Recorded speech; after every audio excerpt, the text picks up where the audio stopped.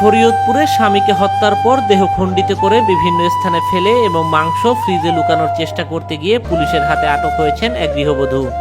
শুক্রবার রাতে শরীয়তপুর পৌর এলাকার পালং উচ্চ বিদ্যালয় সংলগ্ন এলাকা থেকে আসমা আক্তার নামের ওই নারীকে আটক করে পালং মডেল থানা পুলিশ।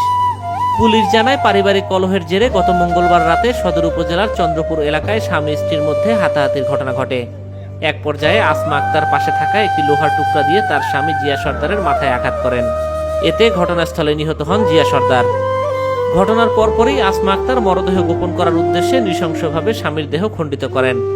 এ সময় তিনি ছুরি দিয়ে হাত, পা এবং শরীরের অংশ আলাদা করেন। পরবর্তীতে হাত পা একটি বস্তায় ভরে নড়িয়া উপজেলার নদীর পাড়ে ফেলে দেন এবং মাথাসহ শরীরের অন্যান্য অংশ সদর উপজেলার আটক বৃক্ষতলা এলাকার একটি পুকুর পাড়ে ফেলে আসেন।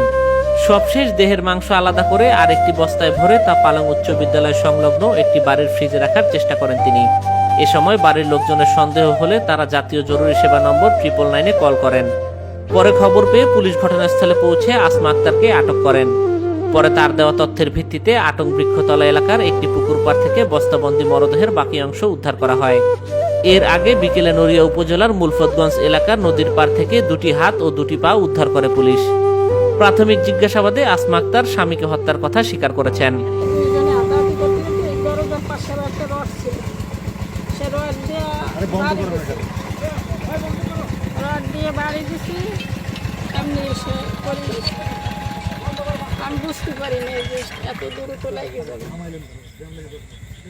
এই যে মরদেহ বিভিন্ন জায়গায় ফালাইছেন, এটা আসলে কাহিনী ফালাইছেন? বডিগুলো টুকরা করছেন কিভাবে? চাকু দিয়ে। কোথায় কোথায় ফালাইছেন?